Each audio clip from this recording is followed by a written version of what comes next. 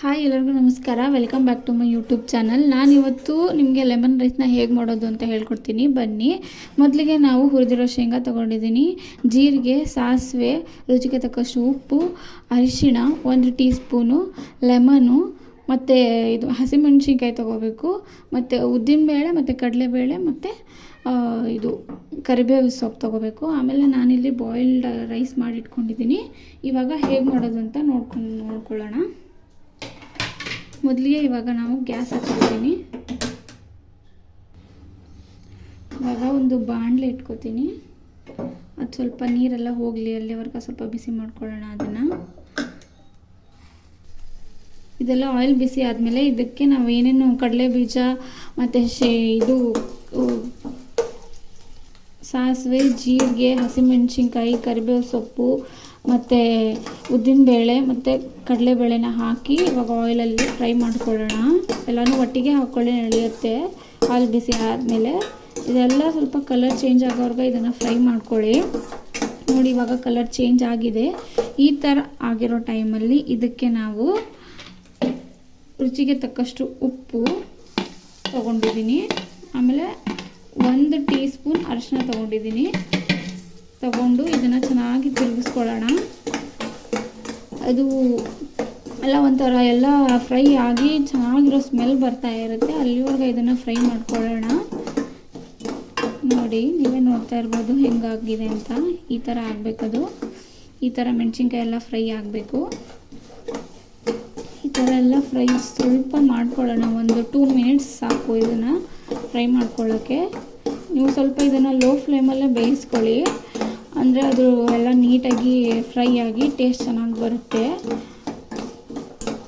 ಈ ಥರ ಫ್ರೈ ಮಾಡ್ಕೊಳ್ಳೋಣ.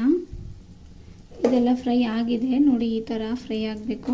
ಮೆಣಸಿನ್ಕಾಯಿ ಎಲ್ಲ ಫ್ರೈ ಆಗಬೇಕು. ಈ ಥರ ಫ್ರೈ ಆಗಿರೋ ಟೈಮಲ್ಲಿ ಇದಕ್ಕೆ ನಾವು ಬಾಯ್ಲ್ ಮಾಡಿ ಇಟ್ಕೊಂಡಿದ್ವಲ್ಲ ರೈಸು, ಇದನ್ನು ಆ್ಯಡ್ ಮಾಡ್ಕೊತೀನಿ ನಾನಿಲ್ಲಿ 1 ಬೌಲಷ್ಟು ರೈಸ್ ತೊಗೊಂಡಿದ್ದೀನಿ. ಇದನ್ನು ರೈಸ್ ಹಾಕ್ಬಿಟ್ಟು ಚೆನ್ನಾಗಿ ತಿರುಗಿಸ್ಕೊಳ್ಳೋಣ. ನೋಡಿ, ಈ ಥರ ಮಿಕ್ಸ್ ಮಾಡ್ಕೋಬೇಕು, ನೀಟಾಗಿ ಮಿಕ್ಸ್ ಮಾಡ್ಕೋಬೇಕು.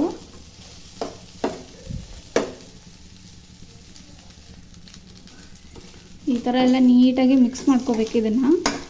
ಇವಾಗೆಲ್ಲ ಮಿಕ್ಸ್ ಆಗಿದೆ ನೀಟಾಗಿ. ಈ ಟೈಮಲ್ಲಿ ನಾವು ಸ್ಟವ್ನ ಆಫ್ ಮಾಡಿಬಿಡಬೇಕು. ಈ ಥರ ಮಿಕ್ಸ್ ಮಾಡ್ಕೋಬೇಕು ನೀಟಾಗಿ. ನೀಟಾಗಿ ಮಿಕ್ಸ್ ಆದಮೇಲೆ ಸ್ಟವ್ನ ಆಫ್ ಮಾಡಿಬಿಡಿ. ಸ್ಟವ್ ಆಫ್ ಆದಮೇಲೆ ನಾವೇನು ಲೆಮನ್ ತೊಗೊಂಡಿದ್ವಲ್ಲ ಅದನ್ನು ಸ್ಕ್ವೀಸ್ ಮಾಡ್ಕೊಳ್ಳೋಣ. ನೋಡಿ, ಈ ಥರ ಅದು ಬೀಜ ಎಲ್ಲ ಬೀಳಬಾರ್ದು. ಅದು ಬೀಜ ಎಲ್ಲ ತಕ್ಕೊಂಡು ನೀಟಾಗಿ ಸ್ಕ್ವೀಸ್ ಮಾಡ್ಕೊಳ್ಳಿ. ಗ್ಯಾಸ್ನ ಆಫ್ ಮಾಡಿಬಿಟ್ಟೇ ನೀವು ಲೆಮನ್ನ ಸ್ಕ್ವೀಸ್ ಮಾಡ್ಕೊಳ್ಳಿ, ಇಲ್ಲಾಂದರೆ ಅದು ಟೇಸ್ಟ್ ಲೆಮನ್ದು ಚೆನ್ನಾಗಿರೋದಿಲ್ಲ. ಗ್ಯಾಸ್ನ ಆಫ್ ಮಾಡಿಕೊಂಡೆ ಲೆಮನ್ನ ಹಾಕ್ಕೋಬೇಕು ನಾವು. ಈ ಥರ ಲೆಮನ್ನ ಸ್ಕ್ವೀಸ್ ಮಾಡ್ಕೊಂಡಿದ್ದೀನಿ. ಸ್ಕ್ವೀಸ್ ಮಾಡಿಕೊಂಡು ಚೆನ್ನಾಗಿ ತಿರುಗಿಸ್ಕೊಳ್ಳೋಣ ರೈಸ್ನ.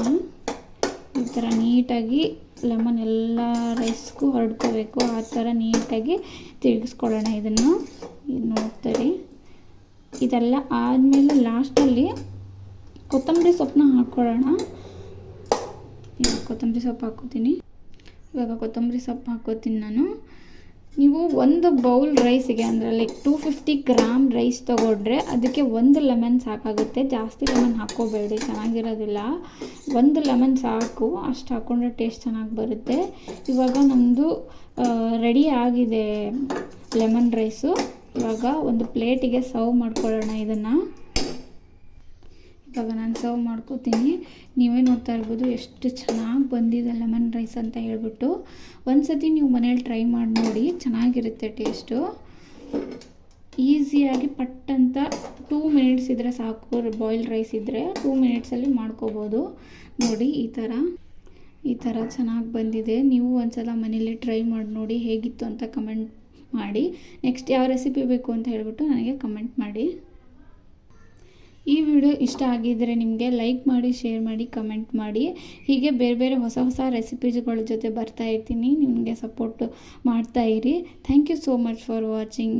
ಸಬ್ಸ್ಕ್ರೈಬ್ ಮಾಡ್ಕೊಳ್ಳಿ ನನ್ನ ಯೂಟ್ಯೂಬ್ ಚಾನಲ್ನ. ಬಾಯ್ ಬಾಯ್.